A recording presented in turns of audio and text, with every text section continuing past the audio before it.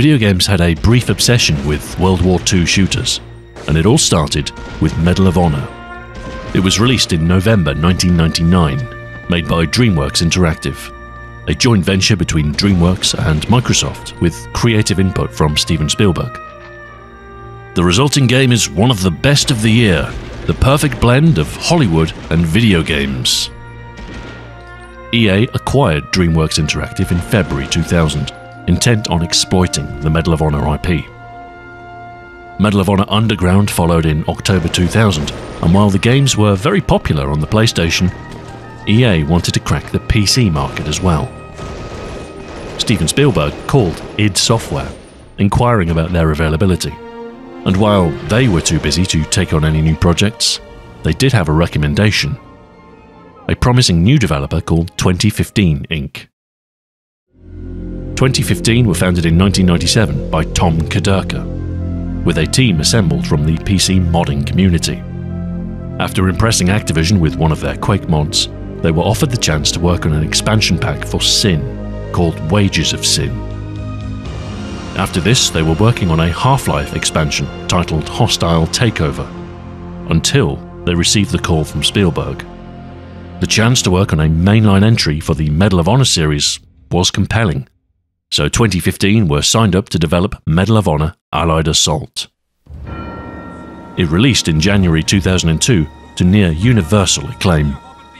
Game Informer declared, "Any of the standards set in the FPS genre have been simply obliterated by this game."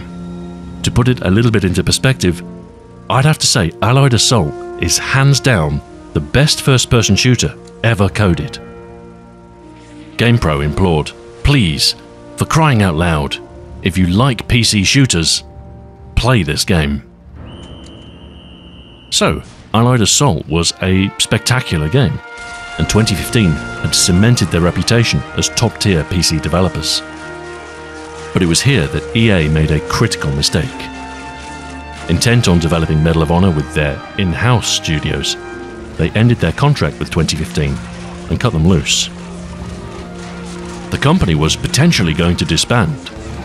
In a last-ditch effort, our then-president, Grant Collier, sent out a signal to all the major publishers in the industry, letting them know that the majority of the Medal of Honor Allied Assault team was available. Within days of closing the doors on the studio, Activision responded immediately with an offer. With Activision's help, in May 2002, 22 former members of the 2015 team founded a new studio called Infinity Ward. Activision had a 30% stake, with the option to purchase the remainder at a later date, and they signed a long-term exclusive publishing deal.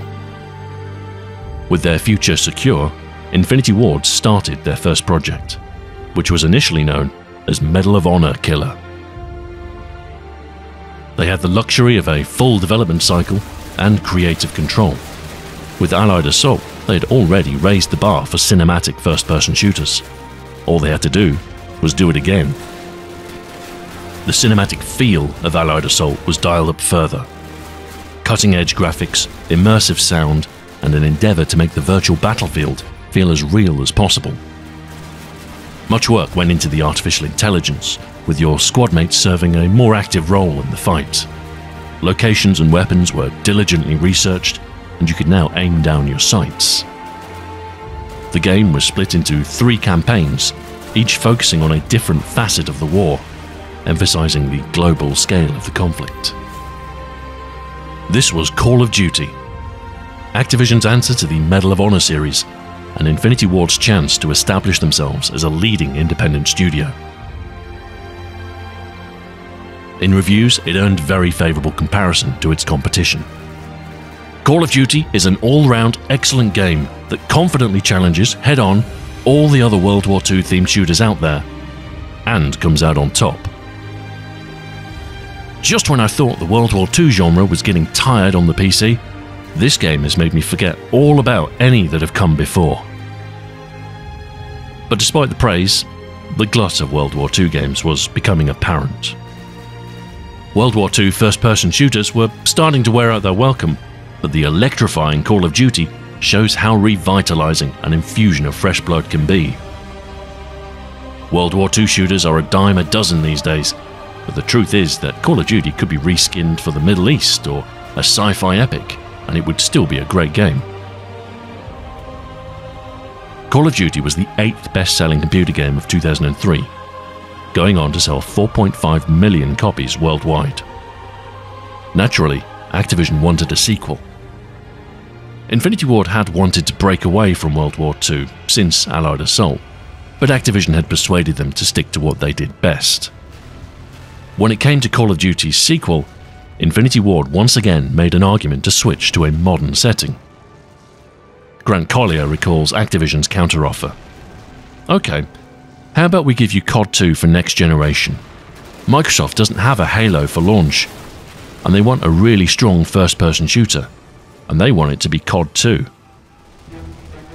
The chance to make an Xbox 360 launch title would be a great opportunity for Infinity Ward to break into the much larger console market.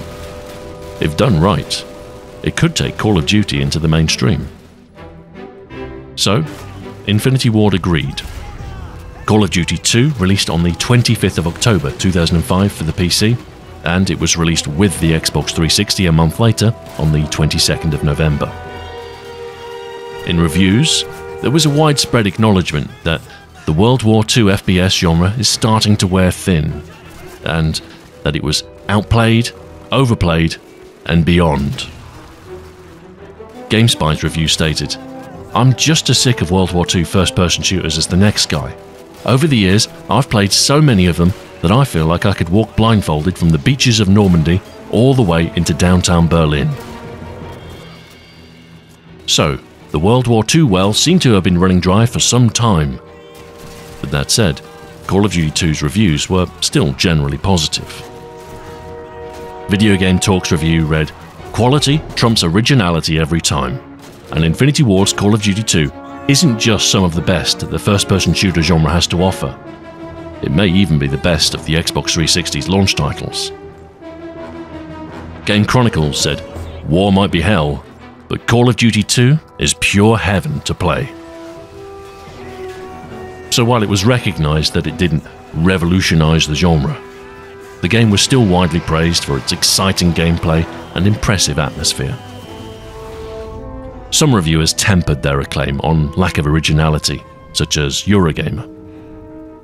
Despite the crushing familiarity of the subject matter and the game-by-numbers formulaic approach, Call of Duty 2 succeeds in just about enough areas and moves things forward enough of an increment to make it appeal to even those of us that are completely exasperated with the ongoing World War II obsession. Edge were more critical, stating, "Infinity Ward has seen the coming of the 360 more as an excuse for amplification than as an opportunity for innovation."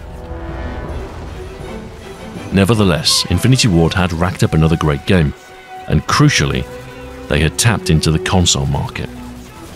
COD 2 sold 250,000 copies on the Xbox 360 within its first week, making it the best-selling launch title for the new platform. It was increasingly clear, however, that they couldn't keep milking World War II. The fatigue with the setting was near universal in the game's criticism, and Infinity Ward were keen to try something new. "We don't want to pigeonhole ourselves any more than we have to," and many members of the team came off Call of Duty 2 promising never to work on another World War II game. Activision were more cautious in their approach. From their perspective, World War II games were reliable sellers, and changing things up presented an unknown risk. Infinity Ward, armed with the criticism of COD 2, made their case to Activision. They wanted another World War II sequel. We said we would not do another one. This Modern Warfare is what we want to do, and what we've always wanted to do. Swayed by the rising tide of criticism, Activision gave them the green light. Infinity Ward were granted permission to start work on Modern Warfare, while Treyarch worked on a World War II-themed Call of Duty 3.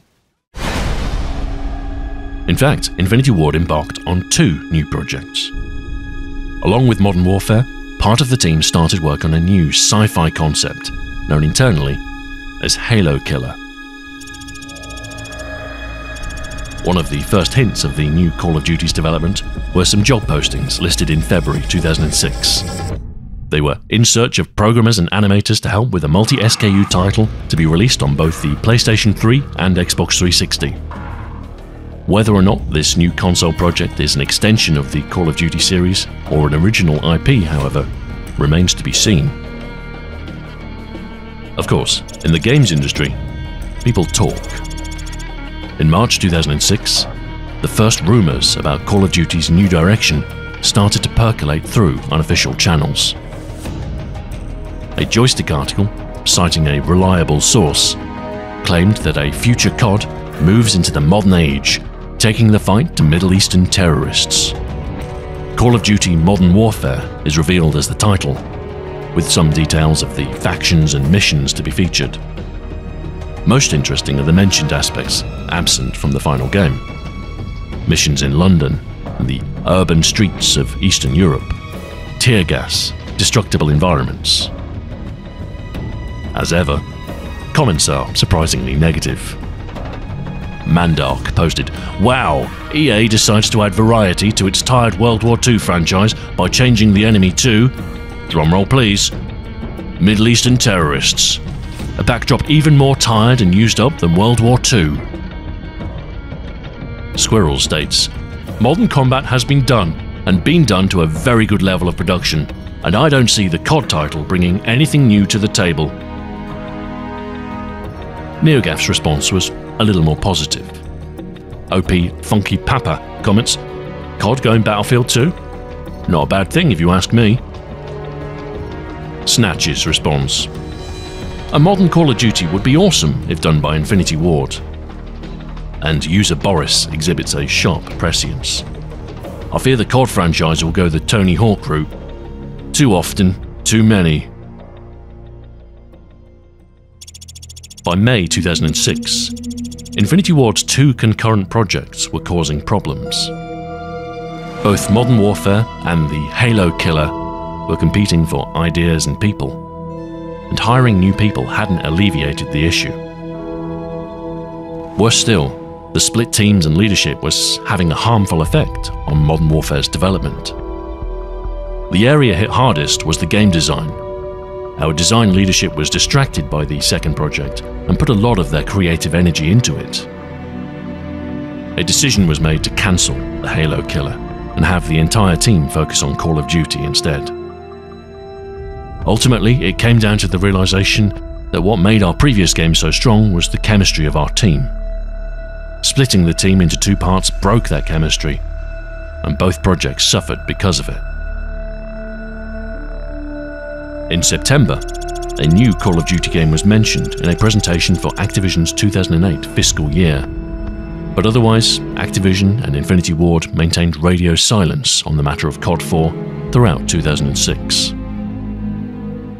NeoGAF user Busty makes a surprisingly accurate prediction. Activision seems intent on milking/running into the ground the Call of Duty franchise. No doubt the Call of Duty game they have planned for next year will be the modern-day COD from Infinity Ward. Then, wait another 9 or 12 months and we'll get another World War II set Call of Duty game from Treyarch. Great, Activision, just great. Further leaks emerged in November, with Amped IGO running an article titled Call of Duty 4 in the works, leaning on a reliable source close to the Call of Duty development teams. It reiterates the setting revealed in the first leak, but adds a couple of details. A PC version is confirmed, multiplayer is to support up to 54 players, and that there are 16 critical points on opponents' heads, meaning you can shoot the side of a helmet to make it spin, or even shoot an enemy's ear off. Activision representatives were unavailable to confirm or deny these reports. Aside from a few rumours spreading on gaming forums, the public at large were generally unaware of what laid in store. 2007 rolled around, and the marketing behemoth of Activision was poised to unfurl its plan.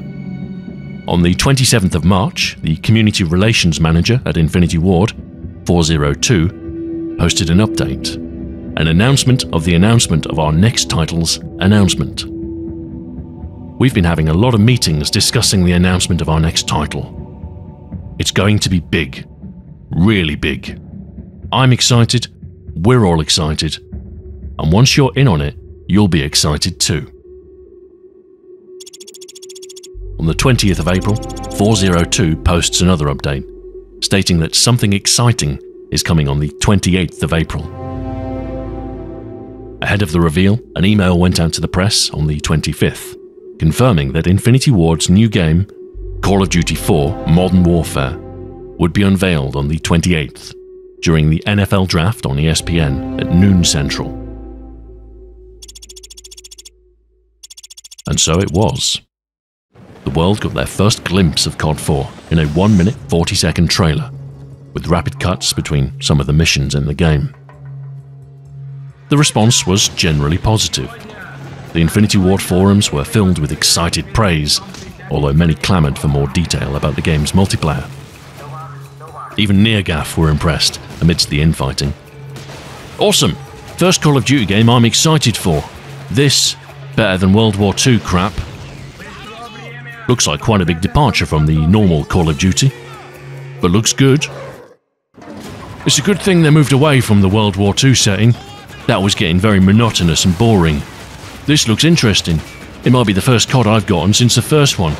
This looks really good. In the wake of the reveal, the gaming press kicked into action with their analysis of the trailer. The Activision marketing machine embarked on a global press tour promoting the game. New screenshots and details drip-fed via previews.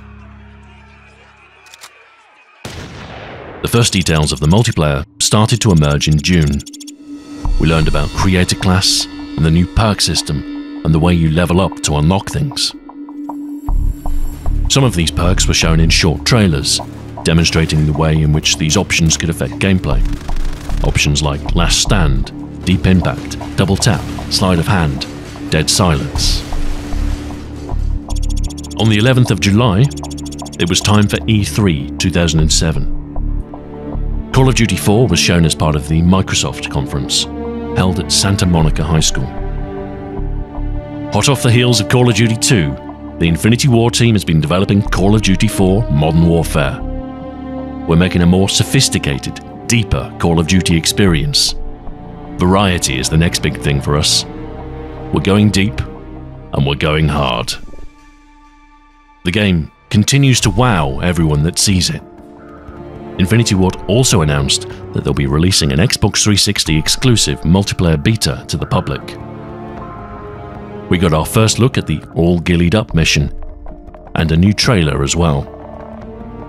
One that should be immensely familiar to anyone who's played COD 4, as it was reused as the game intro. You know, 50,000 people used to live here. Now it's a ghost town. Another wave of press events followed E3, and the hype for the game's release started to build. COD 4 was awarded Best First-Person Shooter at E3 2007 by IGN, and even managed to pip Crysis to the Best Graphics Technology Award. Based on what we've seen thus far, and Infinity Ward's development history, we're quite confident Call of Duty 4 will turn out well. On the 22nd of August, it was the Leipzig Games Conference.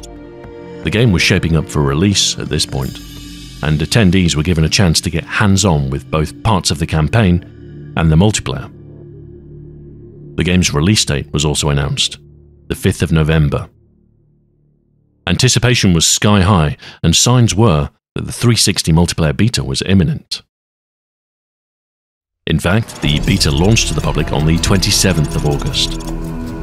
It featured 3 maps: Overgrown, Vacant, and Crash, and 4 game modes: Free-for-all, Team Deathmatch, Team Objective, and Team Tactical.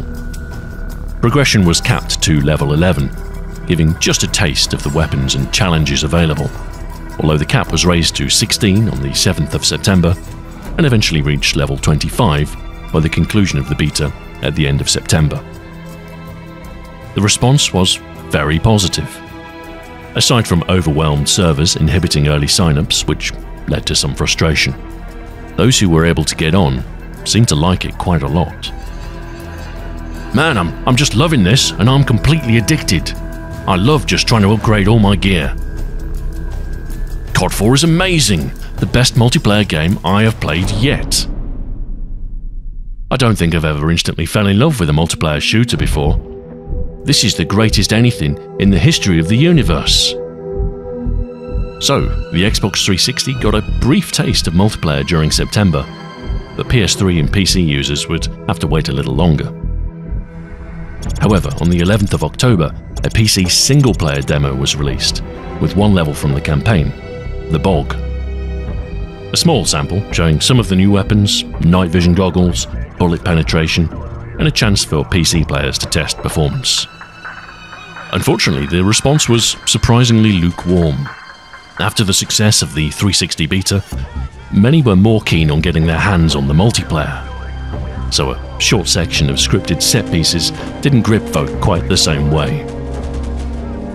A bit disappointed. Feels like COD 2 set in modern times, and with some new additional graphical effects. Gameplay seems to be the same stuff these guys have been doing since Medal of Honor Allied Assault. An explosive game of whack-a-mole where enemies keep respawning until the player progresses further. Except now, with Arabs. Wow, the single player feels so average compared to the multiplayer. It's definitely COD, but man, has the style worn thin over the years. I suppose the backlash was inevitable. From the highest highs of the summer hype, the only way was down. The rest of October was uneventful. As Activision and Infinity Ward focused on preparing for launch, there was a quiet period of anticipation. For many, November couldn't come quickly enough. But roll around it did, and onto the shelves it went. Critical reception was, unsurprisingly, very positive. The game was praised on all fronts, with the only common criticism being the short length of the campaign. Until now, it hasn't been clear exactly how Infinity Ward would engineer Call of Duty's relocation from World War II to the near future. The answer is with confidence. Modern Warfare comfortably exceeds expectations and propels this hugely successful series to a new high without undermining any of the core principles that made the historically set COD games such accomplished first-person shooters. Call of Duty 4 embraces Modern Warfare with a passion that suggests this new love affair will burn for a long time yet.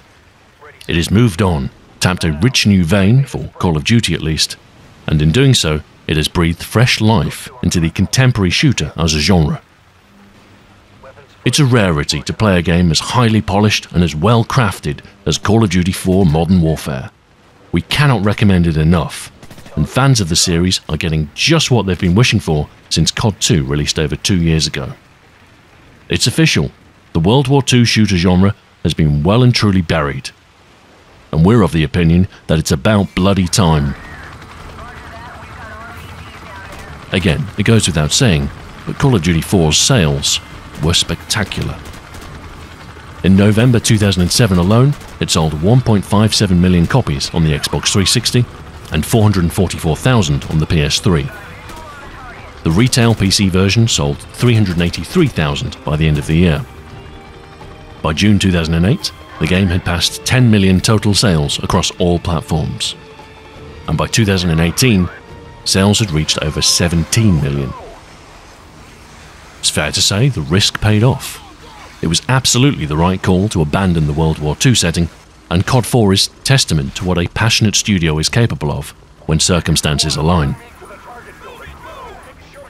With COD 4, Infinity Ward revolutionized the first-person shooter and dominated the 7th generation landscape. In one fell swoop, they effectively killed off World War II as a setting and installed the modern military shooter as the new default.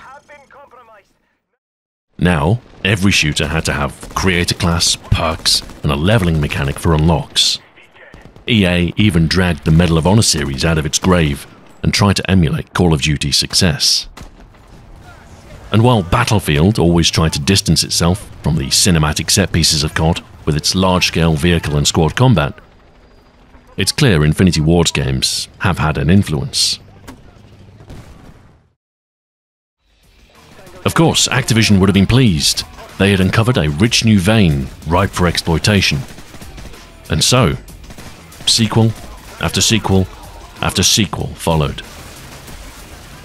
In 2009, Modern Warfare 2 had the biggest entertainment launch in history, selling nearly 5 million copies on its first day of release. Treyarch's first foray into the modern-ish era, Black Ops, broke that record in 2010, selling 5.6 million. Modern Warfare 3 in 2011 sold 6.5 million on its first day. Black Ops 2 grossed $500 million in 24 hours. COD was big business. But if there's one thing we learned from our brief obsession with World War II, it's that you can't milk the same cow forever. As Gen 7 came to a close, the modern military shooter was looking pretty threadbare, and much of the original Infinity Ward team had left in 2010 after a contract dispute. Activision, of course, still had the multi-billion-dollar franchise and the means to exploit it. Call of Duty may have passed its peak, but it had an awfully long way to fall. As the series progressed, there were attempts to innovate. Black Ops 2 and Ghosts first flirted with near-future settings, and Advanced Warfare, Black Ops 3 and Infinite Warfare embraced a fully sci-fi aesthetic, complete with jetpacks. Call of Duty World War II and Vanguard took the series back to its historical roots with only limited success. It's telling that Activision didn't release sales figures for some of these titles, only later conceding to shareholders that sales didn't meet our expectations. But still, Call of Duty marches on, buoyed slightly by the recent reboot of Modern Warfare and over 2 decades of brand recognition. Quite how much longer it will continue remains to be seen, presumably a function of revenue over risk conducted by a board of Activision executives. It's easy to criticize now, of course. Each annual Call of Duty is a by-the-numbers, perfunctory affair. But the game that ignited it all, Call of Duty 4, was anything but. Truly lightning in a bottle, a labor of love from a talented team with great chemistry that decided to take a chance on Modern Warfare. Thank you very much for watching, and until next time, farewell.